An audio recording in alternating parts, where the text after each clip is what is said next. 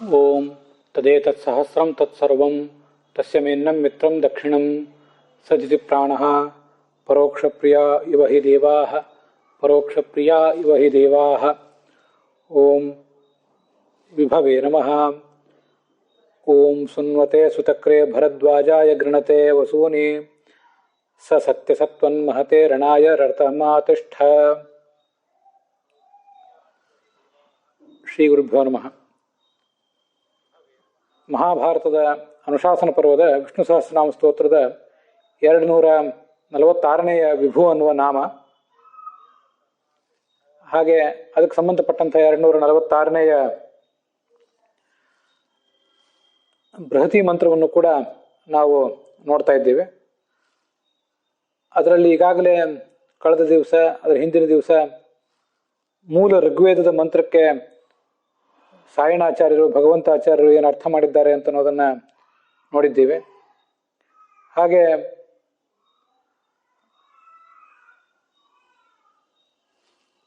ಸಂಪಾದಿತವಾದ ಬೃಹತಿ ಮಂತ್ರಕ್ಕೆ ರಘುನಾಥ ಸ್ವಾಮಿಗಳು ಮಾಡಿದಂಥ ಅರ್ಥವನ್ನು ಕೂಡ ನೋಡಿದ್ದೀವಿ. ಮತ್ತು ನಾನು ನನ್ನ ಅನುಸಂಧಾನಕ್ಕಾಗಿ ಅಲ್ಲಿ ಮಾಡಿಕೊಂಡಿರುವಂಥ ಅರ್ಥವನ್ನು ಕೂಡ ನೋಡಿದ್ದೀವಿ.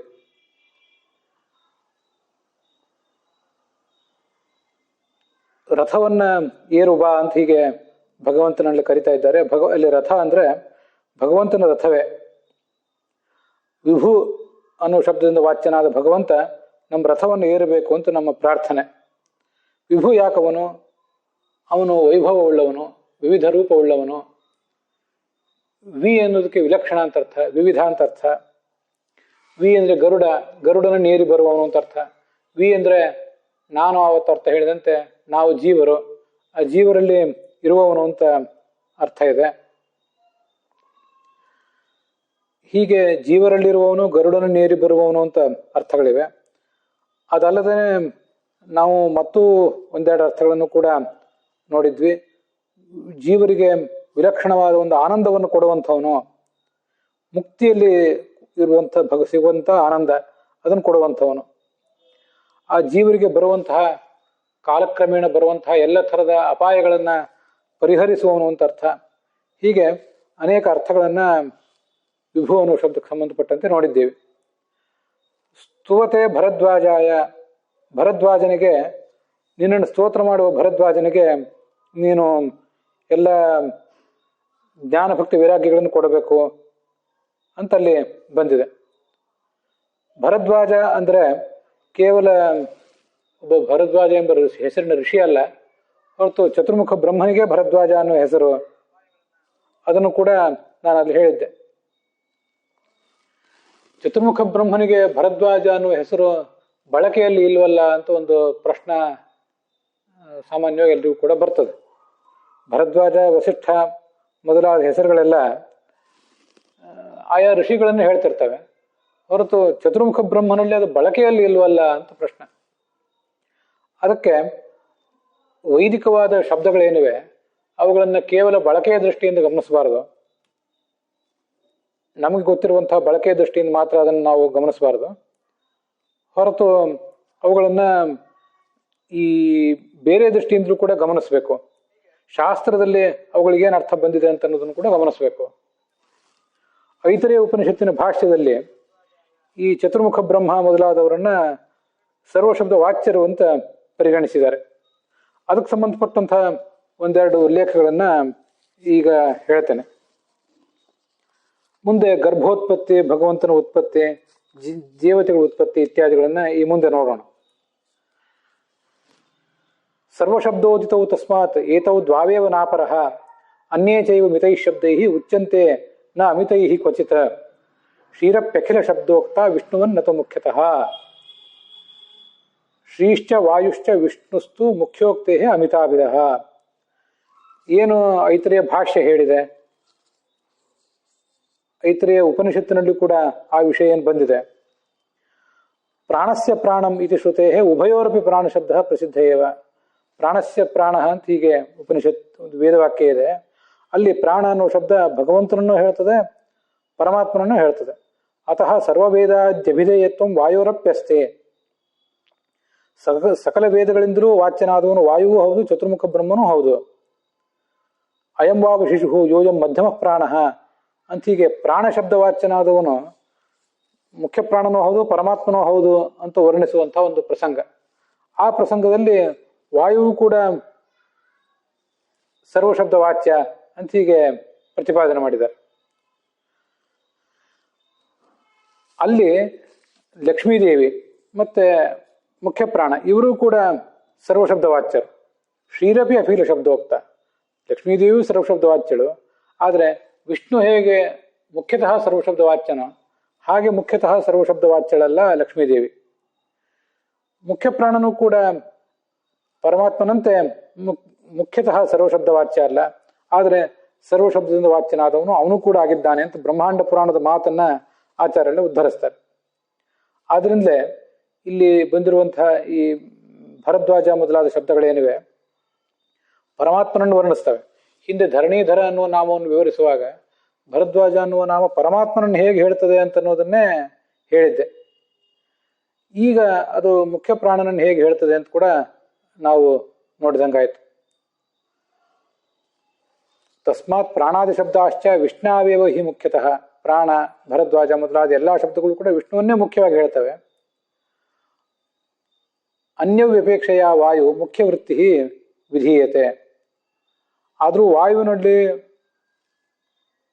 ಅಲ್ಲಿಯೂ ಕೂಡ ಎಲ್ಲ ಶಬ್ದಗಳ ಪ್ರವೃತ್ತಿ ಇದೆ. ಅದು ಹೇಗೆ ಅಂದರೆ ಉಳಿದ ದೇವತೆಗಳಿಗಿಂತ ಹೆಚ್ಚು ವಾಯು ಸರ್ವಶಬ್ದ ವಾಚ್ಯ. ಪರಮಾತ್ಮನಷ್ಟು ಸರ್ವಶಬ್ದ ವಾಚ್ಯ ಅಲ್ಲದೆ ಇರಬಹುದು, ಉಳಿದ ದೇವತೆಗಳಿಗಿಂತ ಅವನು ಹೆಚ್ಚು ಸರ್ವಶಬ್ದ ವಾಚ್ಯನಾಗ್ತಾನೆ. ಆದ್ರಿಂದ ವಾಯುವನ್ನು ಕೂಡ ಭರದ್ವಾಜ ಅಂತ ಹೇಳಲಿಕ್ಕೆ ಏನು ತೊಂದರೆ ಇಲ್ಲ ಅಂತ ತಾತ್ಪರ್ಯ. ಇದು ಆ ಸರ್ವಶಬ್ದ ವಾಚ್ಯ ಹೇಗೆ ಅಂತ ನೋಡಿದ್ರೆ ವಿವರಣೆ ಆಯ್ತು. ಇನ್ನ ಈ ನಮ್ಮ ದೇಹ ಹುಟ್ಟುವಾಗ ಒಂದು ಶಿಶು, ನಮಗೆ ದಂಪತಿಗಳಿಗೆ ಒಂದು ಗಂಡು ಮಗು ಅಥವಾ ಹೆಣ್ಣು ಮಗು ಹುಟ್ಟುವಾಗ ಅಲ್ಲಿ ಭಗವಂತನು ಕೂಡ ಹುಟ್ಟುತ್ತಾನೆ, ಹಾಗೆ ಉಳಿದ ದೇವತೆಗಳು ಹುಟ್ಟುತ್ತಾರೆ ಅಂತ ಹೇಳಿದ್ದೆ ನಾನು. ಆ ಉಳಿದ ದೇವತೆಗಳು ಹುಟ್ಟುತ್ತಾರೆ ಅನ್ನೋದಕ್ಕೆ ಸಂಬಂಧಪಟ್ಟಂತೆ ಐತರೇಯ ಉಪನಿಷತ್ತಿನ ಉಲ್ಲೇಖಗಳನ್ನ ನಾವು ಅವತ್ತು ನೋಡಿರಲಿಲ್ಲ. ಅದನ್ನ ಈಗ ನೋಡಬೇಕು. ಮೂಲ ಉಪನಿಷತ್ತಿನಲ್ಲೇ ಆ ಮಾತು ಇದೆ, ಭಾಷ್ಯದಲ್ಲಿಯೂ ಕೂಡ ಆ ಮಾತು ಬಂದಿದೆ. ಭಗವಂತ 3 ಬಾರಿ ಹುಟ್ಟುತ್ತಾನಂತೆ. ತದಸ್ಯ ಪ್ರಥಮಂ ಜನ್ಮ ಈಗಾಗಲೇ ನಾವು ನೋಡಿದ್ದೇವೆ.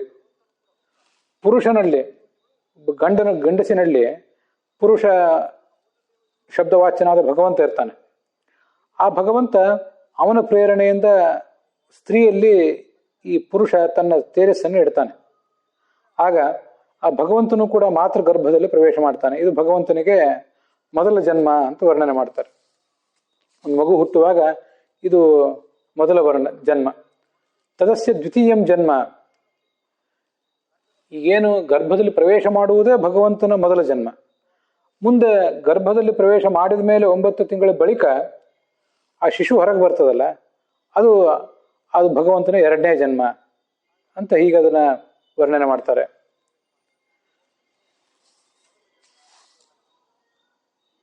ಗರ್ಭೇನು ಸನ್ ಅನ್ವೇಷಾಂ ಅವೇದಂ ಅಹಂ ದೇವಾನಾಂ ಜನಿಮಾನ ವಿಶ್ವ ಶತಮ್ಮಾಪುರ ಆಯಸೀರ ರಕ್ಷನ್ ನಧಶ್ಯೇನೋ ಜವಸ ನಿರದೀಯಂ ಅಂತ ಹೀಗೆ ಒಂದು ಋಗ್ವೇದದಲ್ಲಿ ಬರುವಂತಹ ಉಲ್ಲೇಖ ಇದೆ.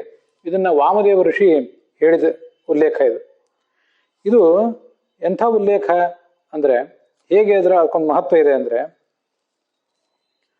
ಆ ವಾಮದೇವ ಋಷಿ ಹೇಳ್ತಾನೆ, ನಾನು ಗರ್ಭದಲ್ಲಿದ್ದೆ, ನನ್ನ ತಾಯಿಯ ಗರ್ಭದಲ್ಲಿದ್ದೆ. ಆವಾಗಲೇ ನನಗೆ ಭಗವಂತನ ಜನ್ಮ ಮತ್ತು ಎಲ್ಲ ದೇವತೆಗಳ ಜನ್ಮ ಅದು ಕೂಡ ಕಂಡು ಬಂದಿತ್ತು. ನಾವು ಹುಟ್ಟುವಾಗ ಎಂಥ ದುಸ್ಥಿತಿಯಲ್ಲಿ ಇರ್ತೀವಿ ಅಂದರೆ, ನಾವು ಯಾಕೆ ಹುಟ್ಟುತ್ತಾ ಇದ್ದೀವಿ ಅನ್ನೋ ಎಚ್ಚರವೂ ಇರೋದಿಲ್ಲ. ಮನಸ್ಸು ಇನ್ನೂ ನಮ್ಮದು ಪಕ್ವಾಗಿರೋದಿಲ್ಲ. ಭಗವಂತನ ಜನ್ಮ, ದೇವತೆಗಳ ಜನ್ಮ ಇದ್ಯಾವುದೂ ಕೂಡ ನಮ್ಮ ಗ್ರಹಿಕೆಗೆ ಬರೋದಿಲ್ಲ. ಆದರೆ ಆ ಋಷಿ ಹೇಳ್ಕೊಂಡದ್ದು ಮಾತಿದೆ. ಅಂತ ದೊಡ್ಡ ತತ್ವಜ್ಞಾನಿ ತಾಯಿಯ ಗರ್ಭದಲ್ಲಿ ಪ್ರವೇಶ ಮಾಡುವಾಗ ಎಲ್ಲ ದೇವತೆಗಳ ಜನ್ಮವನ್ನು ಮತ್ತೆ ಆ ಭಗವಂತನ ಜನ್ಮವನ್ನು ಕೂಡ ನಾನು ನೋಡಿದೆ. ಅವರು ನಮಗೆ ಇಲ್ಲಿ ನಿಯಾಮಕರಾಗಿ ಒಳಗೆ ಪ್ರವೇಶ ಮಾಡ್ತಾರೆ. ನನ್ನನ್ನು ಅವರು ರಕ್ಷಿಸಿದರು. 100 ಜನ ದೇವತೆಗಳು, ವಿಷ್ಣು ಮೊದಲಾದ 100 ಜನ ದೇವತೆಗಳು ನನ್ನನ್ನು ರಕ್ಷಿಸಿದರು ಅಂತ ಅವನು ಹೇಳ್ತಾನೆ. ಶತಮ್ಮಾಪುರ ಆಯಸೀರ ರಕ್ಷನ್ ಅಂತ. ಆದ್ದರಿಂದ ಗರ್ಭದೊಳಗಿದ್ದೇ ನಾನು ಭಗವಂತನನ್ನ ಮತ್ತು ಉಳಿದೆಲ್ಲ ದೇವತೆಗಳನ್ನು ಹುಟ್ಟುವುದನ್ನ ನಾನು ಗಮನಿಸಿದೆ. ಆದ್ದರಿಂದ ಗರ್ಭವಾಸದ ದುಃಖದಿಂದ ನಾನು ಬಿಡುಗಡೆ ಹೊಂದಿದ್ದೇನೆ. ಇನ್ನು ನಾನು ಮುಕ್ತನಾಗ್ತೇನೆ. ಪ್ರಾಯ ಇನ್ನೇನು ಮುಕ್ತನೇ ಈ ವಾಮದೇವ. ಅದಕ್ಕಾಗಿ ಅವನು ಅಲ್ಲಿ ತಿಳಿಸುವಂಥ ಮಾತಿದು. ಇದು ಆ ವೇದದ ಒಂದು ಮಾತು. ನಾತ್ರ ಜೀವೋತ್ಪತ್ತಿ ಮಾತ್ರ ಮುಚ್ಚತೆ. ಆಚಾರ್ಯರ ಭಾಷ್ಯ ಅದಕ್ಕೆ ಸಂಬಂಧಪಟ್ಟಂತೆ ಹೀಗಿದೆ: ವಿಷ್ಣುರಿಹಿ ಪರಮೋದೇವ ತೇನೈವ ಸಹ ಸರ್ವೇ ದೇವಾ ದೇಹಜನನೇ ಜಾಯಂತ ಇವ. ವಿಷ್ಣು ಪರದೈವ. ಅವನು ಹುಟ್ಟುವಾಗ ಅವನ ಜೊತೆಗೆ ಎಲ್ಲ ದೇವತೆಗಳು ಕೂಡ, ಜೀವನಿಗೆ ಒಂದು ಹೊಸ ದೇಹ ಬರುವಾಗ ಅವರು ಕೂಡ ಹುಟ್ಟುತ್ತಾರೆ. ಯಾಕೆಂದ್ರೆ ಶರೀರ ಪ್ರಾಪ್ತಿರೇವ ಜನ್ಮ. ನಮಗಾದ್ರೂ ಕೂಡ ಜೀವರಿಗೆ ನಮ್ಮ ತಾಯಿ ಗರ್ಭದಿಂದ ನಾವು ಹೊರಗೆ ಬಂದ್ವಲ್ಲ, ನಮಗೆ ಹುಟ್ಟು ಅಂದ್ರೆ ಏನು? ನಮ್ಮ ಜೀವ ಹುಟ್ಟೋದಿಲ್ವಲ್ಲ, ಜೀವಕ್ಕೆ ಹೊಸ ಶರೀರ ಬರುವುದೇ ಹುಟ್ಟು ಅಷ್ಟೆ. ಹಾಗೆ ದೇವತೆಗಳಿಗೂ ಕೂಡ ಇದೊಂದು ಶರೀರ ಬರ್ತದೆ. ಈ ಶರೀರ ನಮ್ಮ ಶರೀರ ಅನ್ನೋದಕ್ಕಿಂತ ದೇವತೆಗಳ ಶರೀರ ಅನ್ನೋದು ಇದು ಹೆಚ್ಚು. ದೇವತೆಗಳ ಶರೀರ ಅನ್ನೋದಕ್ಕಿಂತ ಮುಖ್ಯ ಪ್ರಾಣನ, ಅವನಿಗಿಂತ ಭಗವಂತನ ಶರೀರ ಇದು ಅನ್ನೋದು ಮುಖ್ಯ. ಅಯಮೇವ ವಿಶೇಷ ದೇವಾನಾಂ ದುಃಖಾಭೋಗ ಸ್ವಾತಂತ್ರ್ಯಂ ಚ ವಿಷ್ಣೋ. ನಾವು ಗರ್ಭವಾಸ ಮಾಡ್ಲಿಕ್ಕೆ ತೊಡಗಿದಾಗ 9 ತಿಂಗಳು ಅಲ್ಲಿ ಕಷ್ಟಪಡ್ತೇವೆ, ನಮಗಿದು ಗೊತ್ತಿದೆ. ದುಃಖ ಪಡ್ತೇವೆ, ಯಾವಾಗ ಗರ್ಭದಿಂದ ಹೊರಗೆ ಬಂದೇವೋ ಅಂತ ಚಡಪಡಿಸ್ತೇವೆ. ಆದರೆ ಆ ದೇವತೆಗಳಿಗೆ ಆ ದುಃಖದ ಅನುಭವ ಇಲ್ಲ. ಭಗವಂತನಿಗೂ ಕೂಡ ದುಃಖದ ಅನುಭವ ಇಲ್ಲ. ಅವನಿಗೆ ಸ್ವಾತಂತ್ರ್ಯವೂ ಇದೆ. ಭಗವಂತನಿಗೆ ಸ್ವಾತಂತ್ರ್ಯವೂ ಇದೆ, ದುಃಖದ ಅನುಭವವೂ ಇಲ್ಲ. ದೇವತೆಗಳಿಗೆ ದುಃಖದ ಅನುಭವ ಇಲ್ಲ, ಆದರೆ ಸ್ವಾತಂತ್ರ್ಯ ಇಲ್ಲ ಅವರಿಗೆ. ಯಾವ ಕಾಲಕ್ಕೂ ಅವರು ಸ್ವತಂತ್ರರಲ್ಲ. ಜೀವನಿಗೆ ದುಃಖವೂ ಇದೆ, ಸ್ವಾತಂತ್ರ್ಯ ಅಂತೂ ಇಲ್ಲವೇ ಇಲ್ಲ ಅಂತ ಹೀಗದರ ತಾತ್ಪರ್ಯ. ಮುಂದೆ ಆ ಭಗವಂತ ಇನ್ನೊಂದು ಲೋಕದಲ್ಲಿ ಹೋಗಿ ಹುಟ್ಟುತ್ತಾನೆ, ಈ ದೇಹದಿಂದ ಅವನು ಹೊರಗೆ ಪ್ರವೇಶ ಮಾಡ್ತಾನೆ ಅಂತ, ಅದಕ್ಕೆ ಮತ್ತೊಂದು ಜನ್ಮ. ಹೀಗೆ ಗರ್ಭದೊಳಗೆ ಪ್ರವೇಶ ಮಾಡ್ತಾನೆ, ಗರ್ಭದಿಂದ 9 ತಿಂಗಳ ನಂತರ ಹೊರಗೆ ಬರ್ತಾನೆ ಅನ್ನುವುದನ್ನಂತೂ ನಾವು ಸ್ಪಷ್ಟವಾಗಿ ತಿಳ್ಕೋಬೇಕು. 3ನೇ ಜನ್ಮ ತದಸ್ಯಂ ತೃತೀಯಂ ಜನ್ಮ ಅಂತ ವರ್ಣನೆ ಮಾಡಿದ್ದಾರೆ. ಅದೇನು ನಮಗಿಲ್ಲಿ ಹೆಚ್ಚು ಸಂಬಂಧ ಪಡೋದಿಲ್ಲ. ಆದರೂ ಕೂಡ 2 ಜನ್ಮಗಳಂತೂ ಜೀವನಿಗೆ ಹೇಗಿವೆ ಹಾಗೆ ದೇವತೆಗಳಿಗೂ ಇವೆ, ಹಾಗೆ ಭಗವಂತನಿಗೂ ಕೂಡ ಆ ಜನ್ಮಗಳಿದ್ದೇ ಇವೆ.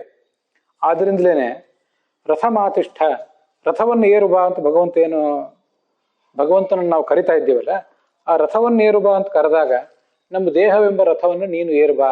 ಯಾರ ಜೊತೆಗೆ ಅಂದ್ರೆ ನಿನ್ನ ಪರಿವಾರ ದೇವತೆಗಳ ಜೊತೆಗೆ ರಥವೆಂಬ ಈ ದೇಹವೆಂಬ ರಥವನ್ನ ಏರು ಬಾ ಅಂತ ನಾವು ಅವನ್ನ ಕೇಳ್ತಾ ಇದ್ದೀವಿ.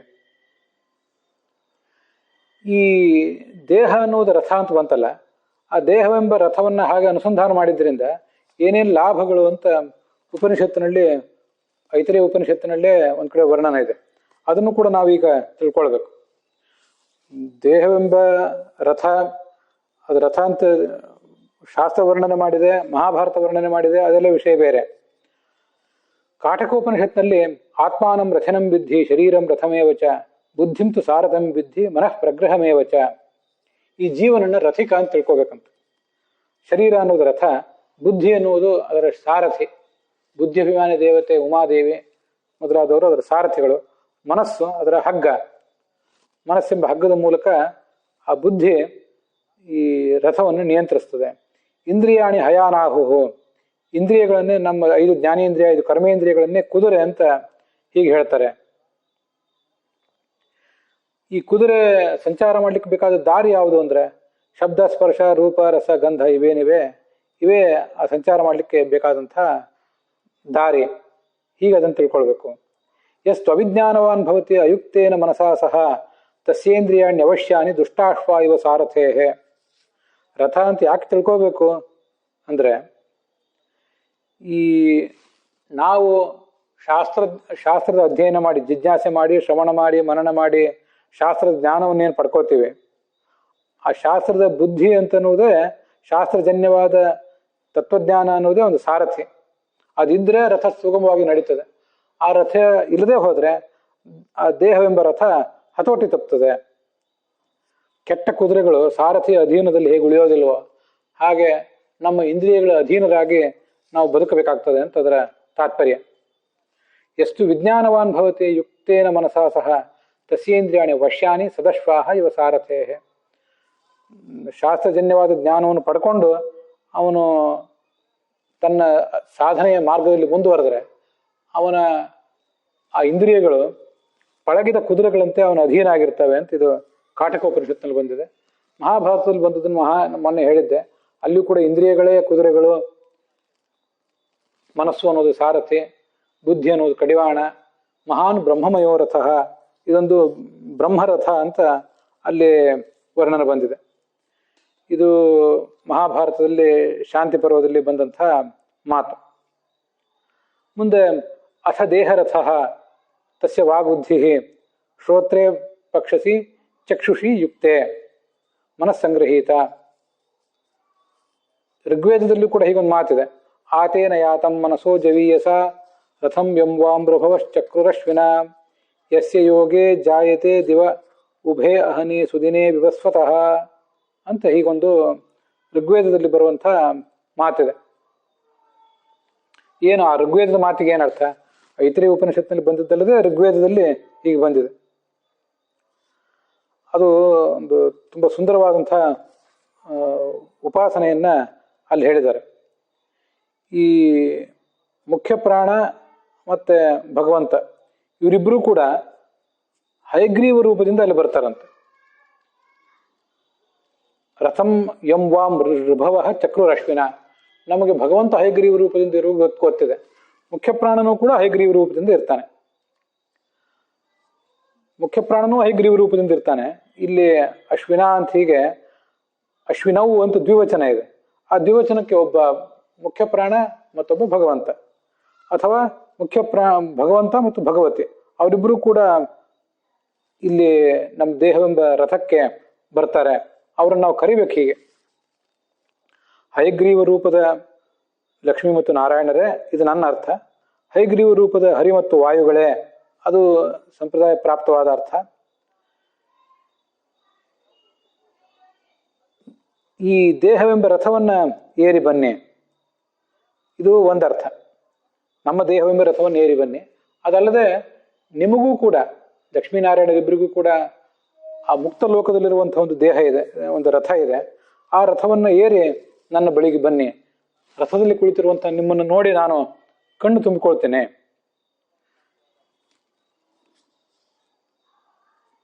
ರಥಂ ಎಂಬಾಂ ಋಭವ ಚಕ್ರುರಶ್ವಿನ. ಋಗ್ವೇದದಲ್ಲಿ ಹೀಗಿದೆ. ಈ ದೇವತೆಗಳು, ಎಲ್ಲಾ ದೇವತೆಗಳು ಈ ರಥವನ್ನು ಸಿದ್ಧಪಡಿಸಿಟ್ಟಿದ್ದಾರೆ. ಯಾಕೆಂದ್ರೆ ಲಕ್ಷ್ಮೀನಾರಾಯಣರ ಸೇವೆಗಾಗಿ, ಹಾಗೆ ನಾರಾಯಣ ಮತ್ತು ಮುಖ್ಯ ಪ್ರಾಣರ ಸೇವೆಗಾಗಿ. ತತ್ವಾಭಿಮಾನಿ ದೇವತೆಗಳು ಈ ಶರೀರವನ್ನು ಅವರು ಸಜ್ಜುಗೊಳಿಸಿರುವುದರಿಂದ, ಅವರು ಸನ್ನದ್ಧರಾಗಿಟ್ಟಿರುವುದರಿಂದ ನೀವು ಇಲ್ಲಿಗೆ ಕೂಡಲೇ ಬನ್ನಿರಿ ಅಂತ ಅವ್ರನ್ನ ಕೇಳಬೇಕು. ಅದರಿಂದ ಮುಂದೇನು? ಉಭೇ ಅಹನಿ ಸುದಿನೇ ವಿವಸ್ವತಃ. ಹೀಗೆ ಈ ರಥದಲ್ಲಿ ನೀವಿಬ್ರು ಬಂದು ಕೂತ್ಕೊಂಡ್ರೆ, ಲಕ್ಷ್ಮೀನಾರಾಯಣರು ಮತ್ತೆ ನಾರಾಯಣ ಪ್ರಾಣರು ಈ ಶರೀರದಲ್ಲಿ ಬಂದು ಕೂತ್ಕೊಂಡ್ರೆ ನಮಗೆ ಶ್ರವಣ ಮನನ ಧ್ಯಾನ ಇತ್ಯಾದಿಗಳನ್ನು ಮಾಡಲಿಕ್ಕೆ ಸಹಾಯಕ ಆಗ್ತದೆ. ಅದರಿಂದ ಮುಕ್ತಿ ಸಿಗ್ತದೆ. ನಿಮಿಷಶ್ಚಿಜ್ಜವೀಯಸ ರಥೇನಾಯಾತಮಶ್ವಿನ ಅಂತಿಷದ್ಭೂತು ವಾಮವಹ ಅಂತ ಮತ್ತೊಂದು ಋಗ್ವೇದದ ಮಾತಿದೆ. ಹೇಗೆ ಬರಬೇಕು? ನನ್ನ ದೇಹವೆಂಬ ರಥ, ಅದರ ವೇಗ ಎಷ್ಟು ಅಂದ್ರೆ ಕಣ್ಣಿನ ರೆಪ್ಪೆ ಹೊಡೆಯುವುದಕ್ಕಿಂತ ಹೆಚ್ಚಿನ ವೇಗ ಈ ದೇಹಕ್ಕಿದೆ. ಆ ದೇಹದ ಅಂಥ ವೇಗದಿಂದ ಈ ರಥವನ್ನು ಓಡಾಡಿಸ್ಲಿಕ್ಕೆ ನಮಗೆ ಬರೋದಿಲ್ಲ. ಆದರೆ ಭಗವಂತ ಭಗವತಿ ಮುಖ್ಯ ಪ್ರಾಣ ಇವರಲ್ಲಿದ್ದರೆ ಅವರು ಈ ದೇಹವನ್ನು ಹಾಗೆ ಉಪಯೋಗ ಮಾಡ್ಕೋತಾರೆ. ಅದರ ಅರ್ಥ, ನಾನು ಪ್ರಾರ್ಥನೆ ಮಾಡ್ತಾ ಇದ್ದೀನಿ, ಒಂದು ಕಣ್ಣು ರೆಪ್ಪೆ ಹೊಡೆಯುವಷ್ಟು ವಿಳಂಬವೂ ಆಗಬಾರ್ದು. ನಾನು ಪ್ರಾರ್ಥನೆ ಮಾಡಿದ ಕೂಡಲೇ ನೀವು ಧಾವಿಸಿ ನನ್ನ ದೇಹದಲ್ಲಿ ಬಂದು ನೆಲೆಸಬೇಕು. ನಿಮ್ಮಿಂದ ನನಗೆ ರಕ್ಷಣೆ ಸಿಗಲಿ. ಅತಿಶದ್ಭೂತು ವಾಮವಹ. ಇದು ನೋಡಿ, ಇವತ್ತು ನಾವು ಪ್ರೌಢರಾದ ಮೇಲೆ ಈ ಮಂತ್ರವನ್ನು ಕೇಳಿದ ಮೇಲೆ ನನ್ನ ದೇಹದಲ್ಲಿ ಬಂದು ಕೂತ್ಕೊಳ್ರಿ ಅಂತ ಆ ದೇವತೆಗಳನ್ನು ಪ್ರಾರ್ಥನೆ ಮಾಡುವುದು ಒಂದು ವಿಷಯ. ನಮಗೆ ಮಗಳು ಅಥವಾ ಮಗ ಹುಟ್ಟಿದಾಗ, ಹಾಗೆ ಮೊಮ್ಮಕ್ಕಳು ಹುಟ್ಟಿದಾಗ, ಆ ಹುಟ್ಟುವ ಸಂದರ್ಭದಲ್ಲಿ ನಾವಲ್ಲಿದ್ದರೆ ನಾವು ಈ ಅನುಸಂಧಾನವನ್ನು ಮಾಡ್ಕೊಳ್ಬಹುದು. ಆ ಸಂದರ್ಭದಲ್ಲಿ ಅಲ್ಲಿ ಕುತ್ಕೊಂಡು ಈ ವೇದ ಮಂತ್ರವನ್ನು ಹೇಳಲಿಕ್ಕೆ ಅನುಕೂಲ ಇರೋದಿಲ್ಲ, ಶೌಚ ಇತ್ಯಾದಿಗಳ ದೃಷ್ಟಿಯಿಂದ. ಆ ಮಗುವಿಗಂತೂ ಆ ಎಚ್ಚರವೂ ಇರೋದಿಲ್ಲ. ವಾಮದೇವನಿಗಿತ್ತು, ಎಲ್ಲ ಮಕ್ಕಳಿಗೆ ಇರಬೇಕಲ್ಲ. ಆದ್ದರಿಂದ ಆ ಶಿಶುವಿನ ದೇಹವನ್ನು ನೋಡಿದಾಗ ಆ ಸಂದರ್ಭದಲ್ಲಿ ಈ ದೇಹವೆಂಬ ರಥವನ್ನು ನೀವು ಏರಿ ಬನ್ನಿರಿ, ಬಂದಿದ್ದೀರಿ, ನೀವು ಬಂದಿದ್ದರಿಂದ ನಿಮ್ಮಿಂದ ನನಗೆ ನನ್ನ ಈ ಮಗುವಿಗೆ ರಕ್ಷಣೆ ಸಿಗಲಿ ಅಂತ ಮಗುವಿನ ಪರವಾಗಿ ನಾವಾದರೂ ಪ್ರಾರ್ಥನೆ ಮಾಡುವುದನ್ನು ರೂಢಿ ಮಾಡ್ಕೊಳ್ಬೇಕಷ್ಟೆ. ಹಾಗೆ ಈ ಮಂತ್ರ ನೋಡಿದರೆ ನನಗೆ ಕಾಣಿಸ್ತದೆ. ಮುಂದೆ ಸಯೇಶೋಶ್ವರತಃ ಪ್ರಷ್ಟಿವಾಹನೋ ಮನೋವಾಕ್ ಪ್ರಾಣ ಸಂಹತಃ ಸ ಏವಮೇತಾ ಸಂಹಿತಾಂ ವೇದ ಸಂಧೀಯತೆ ಪ್ರಜೆಯ ಪಶುಭಿರಿಯ ಯಶಸ ಬ್ರಹ್ಮವರ್ಚಸೇನ ಸ್ವರ್ಗೇಣ ಲೋಕೇನ ಸರ್ವಮಾಯುರೇತೀತಿ ನು ಮಾಂಡೂಕೇಯಾನಾಂ ಅಂತ ಇನ್ನೊಂದು ಕಡೆ ಐತರೇಯ ಉಪನಿಷತ್ ಭಾಷ್ಯದಲ್ಲೇ ಬಂದಿರುವಂಥ ವಿಚಾರ. ಈ ದೇಹ ಇಂದ್ರಿಯಗಳೆಂಬ ಕುದುರೆಗಳು ಎಳೆದುಕೊಂಡು ಹೋಗುವಂಥ ರಥ, ಇದು ಹರಿಯ ವಾಹನ. ಇದು ಹರಿ ಅಂಥವನು ಪ್ರಷ್ಟಿವಾಹನ. ನಾವೇನು ಜಿಜ್ಞಾಸೆ ಮಾಡಿದರೂ ಆ ಜಿಜ್ಞಾಸೆಗೆ ಉತ್ತರ ಕೊಡ್ಲಿಕ್ಕಾಗಿ ಅವನು ಸಿದ್ಧ ಇದ್ದಾನೆ. ನಾವು ಅವನನ್ನು ಅವನ ಎದುರಿಗೆ ಜಿಜ್ಞಾಸೆ ಮುಂದೆ ಇಡಬೇಕಷ್ಟೆ. ಇಡುವುದೇ ತಡೆ ಅವನು ಉತ್ತರ ಕೊಡ್ತಾನೆ. ಇದು ಮುಖ್ಯ. ನಮ್ಮನ್ನು ರಕ್ಷಣೆ ಮಾಡು ಅಂದರೆ ನಮ್ಮ ಈ ದೇಹಕ್ಕೆ ಏನು ಹಾನಿ ಆಗದೇ ಇರಲಿ, ಅದಕ್ಕೇನು ರೋಗ ಬರದೇ ಇರಲಿ, ಅದು ವಿಷಯ ಸರಿ. ನಮ್ಮ ಈ ದೇಹದಲ್ಲಿ ಭಗವಂತ ಭಗವತಿ ಮುಖ್ಯ ಪ್ರಾಣರು ಇದ್ದರೆ ನಮ್ಮ ಶ್ರವಣ ಮನನ ಧ್ಯಾನ ಇವೆಲ್ಲ ಸುರಕ್ಷಿತ ಆಗ್ತದೆ. ನಮಗೆ ಮಿಥ್ಯಾಜ್ಞಾನ ಬರುವುದಿಲ್ಲ, ಸತ್ಯಜ್ಞಾನವೇ ಬರ್ತದೆ. ಬಂದ ಯಥಾರ್ಥ ಜ್ಞಾನವೂ ಕೂಡ ಸುರಕ್ಷಿತವಾಗಿರ್ತದೆ. ಉಪಾಸಕ ಹೀಗೆ ಆ ಭಗವಂತನ ರಥವನ್ನ ಚಿಂತನೆ ಮಾಡಬೇಕು. ಮನೋವಾಕ್ ಪ್ರಾಣನಾಮಾಸವು ಪ್ರಾಣನ್ನೇವ ಪ್ರಾಣೋ ಭವತಿ ವದನ್ ವಾಕ್. ಹೀಗೆ ಆ ರಥದ ಬಗ್ಗೆ ಐತರೇಯ ಉಪನಿಷತ್ತಿನಲ್ಲಿ ಮತ್ತೊಂದು ಕಡೆ ವರ್ಣನೆ ಕೂಡ ಬಂದಿದೆ. ಹೀಗೆ ಆ ದೇಹದ ಬಗ್ಗೆ ನೋಡಿದ್ವಿ ನಾವು. ದೇಹದ ಉತ್ಪತ್ತಿ ಅಂದ್ರೆ ಜೀವನ ಉತ್ಪತ್ತಿ ಅಂದ್ರೆ ಅದು ದೇವತೆಗಳ ಉತ್ಪತ್ತಿ ಮತ್ತು ಪರಮಾತ್ಮನ ಉತ್ಪತ್ತಿ. ಹಾಗೇನೆ ರಥದ ಉಲ್ಲೇಖ ಕೂಡ ನೋಡಿದ್ವಿ. ಹೀಗೆಲ್ಲ ಅನುಸಂಧಾನ ಮಾಡಬೇಕು. ಅದನ್ನೇ ಈ ಸದ್ಯ ನಾವು ನೋಡ್ತಿರುವಂತಹ ಋಗ್ವೇದದ ಮಂತ್ರ, ಈ ಬೃಹತಿ ಮಂತ್ರ ಅಷ್ಟು ವಿಸ್ತೃತವಾಗಿ ವ್ಯಾಖ್ಯಾನ ಮಾಡ್ತಾ ಇದೆ. ಸತ್ಯ ಸತ್ವ ಅಂದ್ರೆ ಭಗವಂತನೇ, ಸತ್ವರು ಅಂದ್ರೆ ನಿನ್ನ ಭಟರು, ನಿನ್ನ ಪರಿವಾರ ದೇವತೆಗಳು, ಅವರ ಜೊತೆಗೆ ನೀನು ಈ ರಥವನ್ನು ಏರಿ ಬಾ, ನನ್ನ ದೇಹವೆಂಬ ರಥವನ್ನು ಏರು. ನಾನು ಹುಟ್ಟಿದಾಗಲಂತೂ ನನಗೆ ನೀವು ಅಲ್ಲಿ ಬಂದಿದ್ದೀರಿ ಎನ್ನುವ ಎಚ್ಚರ ಇರಲಿಲ್ಲ. ಈಗ ಸ್ವಲ್ಪ ಶಾಸ್ತ್ರ ಶ್ರವಣ ಮಾಡಿದಾಗ ನೀವು ಇಲ್ಲಿ ಬಂದಿದ್ದೀರಿ ಎನ್ನುವ ಎಚ್ಚರ ನನಗಿದೆ. ನಿಮ್ಮ ಜ್ಞಾನವನ್ನು ನಾನು ಪಡ್ಕೊಂಡಿದ್ದರಿಂದ ನನಗೆ ಎಚ್ಚರ ಆಗೋ, ಈ ನನ್ನ ದೇಹ ಸುರಕ್ಷಿತವಾಗಿರಲಿ, ಧರ್ಮಾರ್ಥ ಕಾಮಗಳ ಮೋಕ್ಷದ ಸಾಧನೆಗೆ ಇದು ಉಪಯುಕ್ತ ಆಗಲಿ ಅಂತ ಹೀಗೆ ಅದನ್ನು ನಾವು ತಿಳ್ಕೊಳ್ಬೇಕು. ಅವತ್ತು ನಾವು ಭಾವಾರ್ಥವನ್ನು ಕೂಡ ನೋಡಿ ಮುಗಿಸಿದ್ದೀವಿ. ಭಕ್ತಿವಶನಾದ ಭಗವಂತನೇ, ನಿನ್ನನ್ನು ಭಕ್ತಿಯಿಂದ ಪೂಜಿಸುವ ಸ್ತುತಿಸುವ ಪ್ರಜಾಪತಿಯಾದ ಚತುರ್ಮುಖ ಬ್ರಹ್ಮನಿಗೆ ನೀನು ಎಲ್ಲ ಜ್ಞಾನ ಸಂಪತ್ತನ್ನು ಕೂಡ ಕೊಡ್ತಿ. ಆ ಚತುರ್ಮುಖಾದಿ ಎಲ್ಲ ತತ್ವಾಭಿಮಾನಿ ದೇವತೆಗಳು ಮತ್ತೆ ಸರ್ವೋತ್ತಮನಾದ ನಿನ್ನ ಪರಿವಾರ ದೇವತೆಗಳೇ ಆಗಿದ್ದಾರೆ. ನಮ್ಮ ಈ ಯುದ್ಧ ಇದೆಯಲ್ಲ, ಕಾಮಕ್ರೋಧಾದಿ ಶತ್ರುಗಳ ವಿರುದ್ಧ ನಮ್ಮ ಯುದ್ಧ. ಅದಕ್ಕಾಗಿ ಆ ಯುದ್ಧದಲ್ಲಿ ನೀನು ನಮ್ಮ ಶರೀರವೆಂಬ ರಥವನ್ನು ಏರು ಬಾ, ಅಥವಾ ಈಗಾಗಲೇ ಏರಿದಂಥ ನೀನು ಆ ಯುದ್ಧದಲ್ಲಿ ನಮಗೆ ಸಹಾಯ ಮಾಡು. ನಮ್ಮ ಗೊತ್ತು ಗುರಿ ಇಲ್ಲದ ಈ ಬದುಕಿಗೊಂದು ಸರಿಯಾದ ದಿಕ್ಕು ದೆಸೆ ತೋರು. ರಣ ಅಂದರೆ ಯುದ್ಧ ಅಂತನೂ ಹೊರತು ಅರ್ಥವೂ ಹೌದು, ದಿಕ್ಕು ಅಂತನೂ ಅರ್ಥ ಇದೆ ಅಂತ ನಾನು ಅವತ್ತು ಹೇಳಿದ್ದೆ. ಹಾಗೆ ಅದನ್ನು ಕೂಡ ನಾವಿಲ್ಲಿ ತಿಳ್ಕೊಳ್ಬಹುದು. ಇಷ್ಟು ವಿಭು ಅಂತ ಅನ್ನೋದಕ್ಕೆ ಹೀಗೆ ನೋಡಿದ್ದೀವಿ. ವಿಭು ಅಂದರೆ ವಿವಿಧ ರೀತಿಯಿಂದ ಹುಟ್ಟುವವನು. ಇದು ನಮಗಿಲ್ಲಿ ತುಂಬ ಸುಂದರವಾಗಿ ಹೊಂದುವಂಥ ಅರ್ಥ. ಅದನ್ನೇ ವಿಭು ಅನ್ನುವ ಅರ್ಥ ಏನು ಹೇಳಿದೆ, ವಿವಿಧ ರೀತಿಯಿಂದ ಹುಟ್ಟುವವನು ಅಂತ, ಅದನ್ನ ಈ ಬೃಹತಿ ಮಂತ್ರವು ಕೂಡ ವರ್ಣನೆ ಮಾಡಿದೆ. ರಥವನ್ನು ಏರು ಬಾ ಅಂತ ಹೇಳುವ ಮೂಲಕ ನನ್ನ ರಥ, ನಿಮ್ಮ ರಥ, ನಿಮ್ಮ ಮಕ್ಕಳು ಮೊಮ್ಮಕ್ಕಳು, ಅವರವರ ರಥಗಳು, ನಮ್ಮ ಸುತ್ತಮುತ್ತಿರುವವರು ಎಲ್ಲ ದೇಹಗಳು ಅವೆಲ್ಲವೂ ರಥಗಳೇ. ಅದರಲ್ಲೆಲ್ಲ ಕಡೆ ಭಗವಂತ ವಿಭು ಆಗಿ ಇದ್ದಾನೆ ಅಂತ ಅದರ ತಾತ್ಪರ್ಯ. ಇನ್ನು ನಮ್ಮ ಗುರುಗಳಾದಂಥ ಸಗ್ರಿ ರಾಘವೇಂದ್ರಾಚಾರ್ಯರು ಭಗವಂತ ಎಲ್ಲ ಕಡೆ ಹೇಗಿರ್ತಾನೆ ಅನ್ನೋದನ್ನು ನಾನಾ ರೀತಿಯಿಂದ ಸಂಗ್ರಹಿಸಿರ್ತಾರೆ. ಅದನ್ನು ಒಂದಿಷ್ಟನ್ನು ನೋಡೋಣ. ಸೋ ಕಾಮಯತ ಬಹುಶ್ಯಾಂ ಪ್ರಜಾ ಯೇತಿ ಸತಪೋತಪ್ಯತ ಸತಪಸ್ತಪ್ವ. ಭಗವಂತ ಈ ಜಗತ್ತನ್ನು ಸೃಷ್ಟಿಸಬೇಕು ಅಂತ ಪ್ರಯತ್ನ ಪಟ್ಟ, ಆಲೋಚನೆ ಮಾಡಿ ಅದನ್ನು ಸೃಷ್ಟಿಸಿದ. ತದೇವಾನುಪ್ರಾವಿಶತ ಅದನ್ನು ಸೃಷ್ಟಿ ಮಾಡಿ ಅದರೊಳಗೆ ಅವನು ಪ್ರವೇಶ ಮಾಡಿದ. ಭಗವಂತನೇ ಅದಕ್ಕೆ ನಾಮವನ್ನು ಕೂಡ ಕೊಟ್ಟ ಅಂತ ಹೀಗೆ ಅದಕ್ಕೆ ಐತರಿ ಉಪನಿಷತ್ನಲ್ಲಿ ಹೆಸರಿದೆ. ಬಹುರೂಪತ್ವತೋ ವಿಭು ಸಹಸ್ರ ಶಾಖ ಇತ್ಯುಕ್ತ. ಭಗವಂತನನ್ನ ಸಹಸ್ರ ಶಾಖ, ತಸ್ಮಿನ್ ಸಹಸ್ರ ಶಾಖೆ ಅಂತ ಹೀಗೆ ತೈತರಿ ಉಪನಿಷತ್ತು ವರ್ಣನೆ ಮಾಡ್ತದೆ. ಅಲ್ಲಿ ಸಹಸ್ರ ಶಾಖ ಅಂದರೆ ಬಹುರೂಪಗಳಿಂದ ಕೂಡಿರುವವನು ಅಂತ ಅದಕ್ಕೆ ಅರ್ಥ.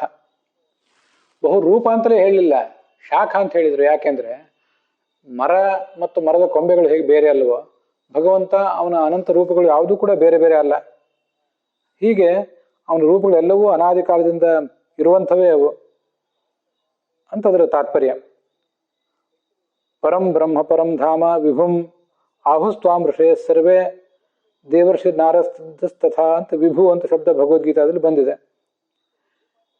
ಅಲ್ಲಿ ವಿವಿಧ ಮಾಸೀತಿ ವಿಭು, ವಿವಿಧ ರೀತಿಯಿಂದ ಇರುವವನು ಅಂತ ವಾರುಣ ಶಾಖ ಏನಿದೆ, ವಿಭು ಪ್ರಭು ಪ್ರಥಮಂ ಮೇಹನಾವತಃ ಅಂತ ಈಗಾಗಲೇ ನಾನು ಉಲ್ಲೇಖ ಮಾಡಿದ್ದೆ. ಅದನ್ನು ಕೂಡ ಸಗರಿ ರಾಘವೇಂದ್ರಾಚಾರ್ಯ ವ್ಯಾಖ್ಯಾನದಲ್ಲಿ ನೋಡ್ತೇವೆ. ಪ್ರಾಭವತ್ ಅವನು ಸಮರ್ಥನಾಗಿದ್ದಾನೆ. ವಿ ಅಭವತ್ ನಾನಾ ರೀತಿಯಿಂದ ಎಲ್ಲ ಕಡೆ ಹುಟ್ಟುತ್ತಾನೆ. ವಿಭು ಅನ್ನೋ ಶಬ್ದಕ್ಕೆ ವ್ಯಾಪ್ತ ಅಂತ ಅರ್ಥ ಇದೆ, ಸಮರ್ಥ ಅಂತ ಅರ್ಥ ಇದೆ. ವಿಭುರ್ ವಿಶ್ವಸ್ಮೈ ಭುವನಾಯ ಅಂತ ಹೀಗೆ ಋಗ್ವೇದದಲ್ಲೆಲ್ಲ ಅವನನ್ನು ವರ್ಣನೆ ಮಾಡಿದ್ದಾರೆ. ವಿಭವತಿ ಅಂದರೆ ವೈಭವಯುಕ್ತನಾಗಿದ್ದಾನೆ ಅಂತ ಇನ್ನೊಂದು ಅರ್ಥವೂ ಕೂಡ ಇದೆ. ದ್ವಿವಿಧಂ ವೈಭವಂ ರೂಪಂ ಪ್ರತ್ಯಕ್ಷಂ ಚ ತಿರೋಹಿತಂ ಕಪಿಲ ವ್ಯಾಸ ಕೃಷ್ಣಾದ್ಯಂ ಪ್ರತ್ಯಕ್ಷಂ ವೈಭವಂ ಸ್ಮೃತಂ. ಭಗವಂತನಿಗೆ ಎರಡು ಥರದ ರೂಪಗಳಿವೆ ಅಂತೆ. ಪ್ರತ್ಯಕ್ಷ ಹಾಗೆ ತಿರೋಹಿತ ಅಂತ ಕರೆಸ್ಕೊಂಡಿರುವಂಥ ಎರಡು ಥರದ ರೂಪಗಳು. ಕಪಿಲ ವ್ಯಾಸ ಕೃಷ್ಣ ಮೊದಲಾದ ಇವರ ರೂಪಗಳೇನಿವೆ ಇದಕ್ಕೆಲ್ಲ ಪ್ರತ್ಯಕ್ಷ ವೈಭವ ರೂಪ ಅಂತ ಹೆಸರು. ಬ್ರಹ್ಮಾದಿ ಜೀವರಲ್ಲಿ ಇದ್ದಾನೆ, ಜಡ ಪದಾರ್ಥಗಳಲ್ಲಿದ್ದಾನೆ, ಅವ್ರಿಗಿಂತ ಭಿನ್ನನಾಗಿದ್ದಾನೆ. ಆದರೆ ಅವುಗಳ ಒಳಗಿದ್ದು ಅವುಗಳಿಗೊಂದು ಶ್ರೇಷ್ಠತೆಯನ್ನು ಕೊಟ್ಟಿರ್ತಾನೆ. ಚತುರ್ಮುಖ ಬ್ರಹ್ಮ ದೇವತೆಗಳಲ್ಲಿ ಶ್ರೇಷ್ಠ, ಮತ್ತೊಬ್ಬರು ಯಾರೋ ಸಿದ್ಧರಲ್ಲಿ ಚಾರಣರಲ್ಲಿ ಮತ್ತೊಬ್ಬ ಶ್ರೇಷ್ಠ ಇರ್ತಾನೆ. ಆ ಶ್ರೇಷ್ಠತೆ ಎಲ್ಲ ಅಲ್ಲಿ ಬರುವುದು ಈ ಭಗವಂತನಿಂದಾಗಿ ಅಂತ ಅದರ ತಾತ್ಪರ್ಯ. ವಿ ಭೂ ಅಂದರೆ ಜೀವಾಹ ವಿಶಿಷ್ಟಾಹ ಭವಂತಿ ಅನೇನ. ಮುಂದೆ ವಿಭೂತಿ ರೂಪಗಳನ್ನು 10ನೇ ಅಧ್ಯಾಯದಲ್ಲಿ ವರ್ಣನೆ ಮಾಡ್ತಾರೆ. ಒಂದೊಂದು ಗುಂಪಿನಲ್ಲಿ ನಕ್ಷತ್ರಗಳಲ್ಲಿ ನಕ್ಷತ್ರಾಣಾಮಹಂ ಶಶಿ, ಪುರೋಹಿತರಲ್ಲಿ ವಸಿಷ್ಠ ಅಂತ ಹೀಗೆಲ್ಲ ಇವರೆಲ್ಲ ತಮ್ಮ ತಮ್ಮ ಗುಂಪಿನಲ್ಲಿ ವಿ ಅಂದರೆ ವಿಶಿಷ್ಟರಾಗಿ ಭೂ ಇದ್ದಾರೆ. ಯಾರಿಂದ ಅಂದರೆ ಭಗವಂತನ ಅನುಗ್ರಹದಿಂದ ಅಂತ ಹೀಗದರ ಅರ್ಥ. ವಿಲಕ್ಷಣನಾಗಿದ್ದಾನೆ, ವಿಶಿಷ್ಟನಾಗಿದ್ದಾನೆ, ವಿಶಿಷ್ಟವಾದ ಮಂಗಲ ಸ್ವರೂಪ ಅಂತನೂ ಕೂಡ ಅದಕ್ಕೆ ಅರ್ಥ ಇದೆ. ವಿಭುವನ ಶಬ್ದದಲ್ಲೇ ಮಂಗಲವೂ ಕೂಡ ಸೇರ್ಕೊಂಡಿದೆ. ವಿಶಿಷ್ಟ ಮಂಗಲ ಸ್ವರೂಪತ್ವಾತ್ ವಿಭು. ಗೋವಿಂದಾಚಾರ್ಯರು ಕೆಲವು ಅರ್ಥಗಳನ್ನ ಏನು ಹೇಳಿದ್ದಾರೆ ಅದನ್ನು ಕೂಡ ನಾನು ಗಮನಿಸ್ತಿರ್ತೇನೆ. ಆ ಅರ್ಥಗಳನ್ನು ಕೂಡ ಗೋವಿಂದಾಚಾರ್ಯ ಹೇಳಿದ ಅರ್ಥಗಳನ್ನು ಕೂಡ ಸಗರಿ ಆಚಾರ್ಯರು ಸಂಗ್ರಹಿಸಿದ್ದಾರೆ. ವಿಶೇಷೇಣ ವರ್ಧತೆ. ವಿ ಅಂದರೆ ವಿಶೇಷವಾಗಿ ಪೂರ್ಣನಾಗಿರುವವನು ಅಂತ ವಿಭುವನ ಶಬ್ದಕ್ಕೆ ಪೂರ್ಣ ಅಂತ ಮತ್ತೊಂದು ಅರ್ಥ. ವಿಭವತಿ ಸರ್ವಂ ನಿವಸತಿ ಅತ್ರ. ಈ ಭಗವಂತನಲ್ಲಿ ಜಗತ್ತೆಲ್ಲವೂ ನೆಲೆಸಿದೆ, ಅದರಿಂದ ಅವನು ಇದರೊಳಗಿದ್ದಾನೆ ಅಂತ ಅದರ ಅರ್ಥ. ಹೀಗೆ ನಾನಾ ಥರದ ಅರ್ಥಗಳನ್ನು ಹೇಳಿದ್ದಾರೆ. ಇದು ಸಗರಿ ರಾಘವೇಂದ್ರಾಚಾರ್ಯ ಹೇಳಿದ ಅರ್ಥಗಳನ್ನು ನಾವೀಗ ನೋಡಿದ್ದಾಯಿತು. ಮುಂದೆ ಲಕ್ಷಾಲಂಕಾರ ಮೊದಲಾದ ಕಡೆ ಈ ಅರ್ಥ ಏನಿದೆ ಅಂತ ಅನ್ನೋದು ನೋಡಬೇಕು. ಈಗಾಗಲೇ ನಾವು ಲಕ್ಷಾಲಂಕಾರದ ಅರ್ಥಗಳನ್ನು ನೋಡ್ತಾ ಬಂದಿದ್ದೀವಿ. ಆದರೆ ಈ ನಾಮಕ್ಕೆ ಸಂಬಂಧಪಟ್ಟಂತೆ ಲಕ್ಷಾಲಂಕಾರ ಯಾವ ಅರ್ಥವನ್ನು ಕೂಡ ಹೇಳಿಲ್ಲ. ಲಕ್ಷಾಲಂಕಾರ ಮಹಾಭಾರತದ ಅನೇಕ ಶಬ್ದಗಳಿಗೆ ಅರ್ಥಗಳನ್ನು ಹೇಳಿದೆ. ಅದರಲ್ಲಿ ವಿಷ್ಣು ಸಹಸ್ರನಾಮಕ್ಕೂ ಕೂಡ ಕೆಲವು ಅರ್ಥಗಳನ್ನು ಹೇಳ್ತದದು. ಆದರೆ ಈ ನಾಮಕ್ಕೆ ಸಂಬಂಧಪಟ್ಟಂತೆ ಮಾತ್ರ ಹೇಳಿಲ್ಲ. ಮುಂದೆ ಕೆಲವು ನಾಮಗಳಿಗೆ ಸಂಬಂಧಪಟ್ಟಂತೆ ಸತ್ಕೃತಿ ಅನ್ನುವ ನಾಮಕ್ಕೆ ಸಂಬಂಧಪಟ್ಟಂತೆ ಅದು ಅರ್ಥ ಹೇಳ್ತದೆ. ಸುಪ್ರಸಾದ ಪ್ರಸನ್ನಾತ್ಮ ವಿಶ್ವದೃಗ್ ವಿಶ್ವಭುಗ್ ವಿಭು ಸತ್ಕರ್ತ, ಈ ನಾಮಗಳಿಗೆ ಯಾವುದಕ್ಕೂ ಅದು ಅರ್ಥ ಹೇಳಿಲ್ಲ. ಹಿಂದೆ ಅನಿಲ ಅಂತ ಅನ್ನೋದಕ್ಕೆ ಹೇಳಿದೆ, ಅದಾದ್ಮೇಲೆ ಸತ್ಕೃತಿ ಅನ್ನುವ ನಾಮಕ್ಕೆ ಮಾತ್ರ ಅದು ಅರ್ಥ ಹೇಳ್ತದೆ. ಅದರಿಂದ ಲಕ್ಷಾಲಂಕಾರವನ್ನು ಇಲ್ಲಿ ನೋಡುವ ಅಗತ್ಯ ಏನೂ ಇಲ್ಲ. ಇನ್ನು ಮುಂದೆ ಶಾಂಕರ ಭಾಷ್ಯ, ಪರಾಶರ ಭಟ್ಟರ ವ್ಯಾಖ್ಯಾನ, ಸತ್ಯಸಂಧ ಸ್ವಾಮಿಗಳ ವ್ಯಾಖ್ಯಾನ ಇತ್ಯಾದಿಗಳನ್ನು ನೋಡಬೇಕು. ಶಾಂಕರ ಭಾಷ್ಯಕ್ಕನುಸಾರವಾಗಿ ಹಿರಣ್ಯಗರ್ಭ, ರುದ್ರ ಇತ್ಯಾದಿ ರೂಪಗಳಿಂದ ವಿಧ ವಿಧವಾಗಿ, ವಿ ಅಂದರೆ ವಿಧ ವಿಧವಾಗಿ ಅಂತಲೇ ಅರ್ಥ. ಹಾಗೆ ವಿಭಿನ್ನ ರೂಪಗಳಿಂದ ಇರುವವನು, ನಮಗೆ ತನ್ನನ್ನು ತೋರಿಸಿಕೊಳ್ಳುವವನು ಅಂತ ಈಗ ಅರ್ಥ. ನಿತ್ಯಂ ವಿಭುಂ ಅಂತ ಮುಂಡಕೋಪನಿಷತ್ತು, ಅಥರ್ವಣೋಪನಿಷತ್ತಿನಲ್ಲಿ, ಮುಂಡಕೋಪನಿಷತ್ತು ಅಂದರೆ ಅಥರ್ವಣೋಪನಿಷತ್ತು, ಅಲ್ಲಿ ಉಲ್ಲೇಖ ಇದೆ. ಇದು ಇಷ್ಟ ಅರ್ಥ ಆಯಿತು. ಈ ವಿಭು ಅನ್ನೋ ಶಬ್ದಕ್ಕೆ ಪ್ರತ್ಯೇಕ ಅರ್ಥ ಪರಾಶರ ಭಟ್ಟರ ವ್ಯಾಖ್ಯಾನದಲ್ಲಿ ಕಾಣಿಸೋದಿಲ್ಲ. ಅವರಿಗೆ ವಿಶ್ವಭುಕ್ ಮತ್ತು ವಿಭು ಎರಡೂ ಒಂದೇ ನಾಮ. ಅದರಿಂದ ಹಿಂದೆ ಅದನ್ನು ನೋಡಿ ಮುಗಿಸಿದ್ದೀವಿ. ಸತ್ಸೃಷ್ಟಂ ವ್ಯಾಪ್ಯ ವೈ ಭುಂಜನ್ ಪಾಲಯನ್ ವಿಶ್ವಭುಗ್ ವಿಭು, ಎಲ್ಲ ಕಡೆ ವ್ಯಾಪಿಸಿ ಎಲ್ಲವನ್ನು ಕಾಪಾಡುವವನು ಅಂತ. ಹೀಗೆ ವಿಶ್ವಭುಗ್ ವಿಭು ಅಂತನ್ನುವುದು ಒಂದೇ ನಾಮ ಅವರಿಗೆ. ಇನ್ನು ಸತ್ಯಸಂಧ ಸ್ವಾಮಿಗಳ ವ್ಯಾಖ್ಯಾನಕ್ಕನುಸಾರವಾಗಿ ಅರ್ಥ ನೋಡಬೇಕು. ವಿಧ ವಿಧವಾಗಿ ಹುಟ್ಟುವವನು ಅಂತ, ವ್ಯಾಪ್ತನಾದವನು ಅಂತ ಈ ಅರ್ಥಗಳನ್ನು ಅವರು ಹೇಳಿದ್ದಾರೆ. ಈಗಾಗಲೇ ನಾವು ನೋಡಿದ ಅರ್ಥಗಳಲ್ಲಿ ಅದು ಬಂದಿದೆ. ಕೆಲವು ಬಾರಿ ಅವರ ವಾಕ್ಯಗಳನ್ನು ನೋಡುವುದಷ್ಟೇ ಉಳಿದಿರ್ತದೆ.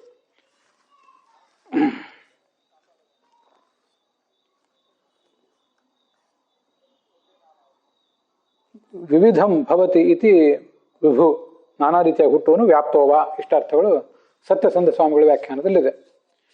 ಇಲ್ಲಿವರೆಗೆ 3 ದಿವಸಗಳ ಕಾಲ ನಾವು ವಿಭುವನ್ನು ನಾಮಕ್ಕೆ ಸಂಬಂಧಪಟ್ಟ ಮೂಲ ಋಗ್ವೇದದ ಮಂತ್ರದ ಅರ್ಥ ನೋಡಿದ್ದೀವಿ. ಸಂಪಾದಿತವಾದ ಬೃಹತಿ ಮಂತ್ರಕ್ಕೆ ಅರ್ಥ ನೋಡಿದ್ದೀವಿ. ತುಂಬ ಸುಂದರವಾದಂತಹ ನಾಮ ಅದು ವಿಭು ಅಂತನೋದು. ಈ ಋಗ್ವೇದದ ಈ ಬೃಹತಿ ಮಂತ್ರದಲ್ಲಿ ಭಗವಂತನನ್ನ, ಉಳಿದೆಲ್ಲ ದೇವತೆಗಳನ್ನ ಎಲ್ಲರನ್ನೂ ಕೂಡ ಪ್ರಾರ್ಥನೆ ಮಾಡಿದ್ದಾರೆ. ನಮ್ಮ ಶರೀರವೆಂಬ ರಥವನ್ನು ಏರಿ ಬಾ, ಸತ್ಯ ಎಂಬ ಶಬ್ದದಿಂದ ಆ ಎಲ್ಲ ದೇವತೆಗಳನ್ನು ಕೂಡ ಕರೆದಿದ್ದಾರೆ. ಅವ್ರ ಜೊತೆಗೆ ನೀನು ಏರು ಬಾ. ಈಗಾಗಲೇ ನೀನು ಬಂದಿದ್ದಿ ಅನ್ನೋ ಎಚ್ಚರ ನನಗೆ ಬರಬೇಕಾಗಿದೆ ಅಷ್ಟೆ. ಎಚ್ಚರವನ್ನು ನನಗೆ ಮೂಡಿಸು ಅಂತ ಅದರ ತಾತ್ಪರ್ಯ. ಚತುರ್ಮುಖ ಬ್ರಹ್ಮನಿಗೆ ಅವನ ಪ್ರಾರ್ಥನೆಯನ್ನು ಕೇಳಿ ಅವನಿಗೆಲ್ಲವನ್ನು ನೀನು ಕೊಟ್ಟಿ ಅಂದ ಮೇಲೆ ಭವಿಷ್ಯತಾಂ ಜನಾನಾಂತು ಸ್ವಭಾವಾನಾಂ ಪ್ರಸಿದ್ಧಯೇ, ಜೀವಾಭಿಮಾನಿಯಾದ ಜೀವರ ನಾಯಕನಾದ ಚತುರ್ಮುಖ ಬ್ರಹ್ಮ ಹೇಗೆ ಸಾಧನೆ ಮಾಡಿದ ಹಾಗೆ ನಮ್ಮ ಯೋಗ್ಯತೆಗೆ ಅನುಗುಣವಾಗಿ ನಾವು ಕೂಡ ಸಾಧನೆ ಮಾಡಿ ನಿನ್ನ ಅನುಗ್ರಹಕ್ಕೆ ಪಾತ್ರರಾಗಬೇಕು, ನಿನ್ನಿಂದ ಆ ಸಂಪತ್ತನ್ನು ನಾವು ಪಡೆಯಬೇಕು, ನಿನ್ನಿಂದ ಆ ರಕ್ಷಣೆಯನ್ನು ನಾವು ಪಡೆಯಬೇಕು ಅಂತ ಅದರ ತಾತ್ಪರ್ಯ ಆಗ್ತದೆ. ರಣ ಅಂತ ಶಬ್ದ ಅಂತೂ ಬಹಳ ವಿಶಿಷ್ಟವಾಗಿಯೇ ಇದೆ. ರಥವನ್ನು ಏರು ಬಾ ಅಂತ ಹೇಳಿದ್ಮೇಲೆ, ನೀನು ರಥಕ್ಕೆ ಬಂದ ಮೇಲೆ ಈ ರಥ ಎಲ್ಲಿ ಸಾಗಬೇಕು, ಹೇಗೆ ಸಾಗಬೇಕು ಅಂತ ಅನ್ನೋದಕ್ಕೊಂದು ದಿಕ್ಕು ತಿಳಿತದೆ. ರಣ ಶಬ್ದಕ್ಕೆ ಆ ದಿಕ್ಕು ಅಂತನೂ ಅರ್ಥ ಇದೆ, ಯುದ್ಧ ಅಂತ ಅರ್ಥ ಇದೆ, ಶಬ್ದ ಅಂತನೂ ಅರ್ಥ ಇದೆ. ಅದನ್ನೆಲ್ಲ ನೋಡಿದ್ದೀವಿ.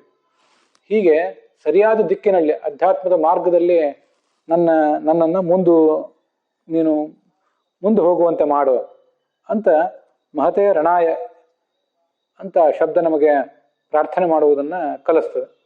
ಇದನ್ನೇ ಸಂಕ್ಷಿಪ್ತವಾಗಿ ವಿಭು ಅನ್ನೋ ನಾಮ ಸಂಗ್ರಹಿಸಿ ಹೇಳಿದೆ. ಹೀಗೆ ನಾವು ಮಾಡಿದಂಥ ಈ ವಿಭು ಅನ್ನುವ ನಾಮ ಮತ್ತು ಬೃಹತಿ ಮಂತ್ರ ಅದರ ಶ್ರವಣ ಇಲ್ಲಿಗೆ ಸಮಾಪ್ತವಾಗಿದೆ. ಹುಸಿಯ ನಾಡಿ ಹೊಟ್ಟೆ ಹೊರೆವ ವಿಷಯದಲ್ಲಿ ರಸಿಕನೆಂದು ಹುಸಿಗೆ ಹಾಕಿದಿರೋ ಇನ್ನು ಋಷಿಕೇಶನೇ, ಈಶನಿನ್ನ ಚರಣ ಭಜನೆ ಆಸೆಯಿಂದ ಮಾಡುವೆ, ದೋಷ ರಾಶಿ ನಾಶ ಮಾಡು ಶ್ರೀಶಕೇಶವ. ಶ್ರೀಕೃಷ್ಣಾರ್ಪಣ ಮಸ್ತು.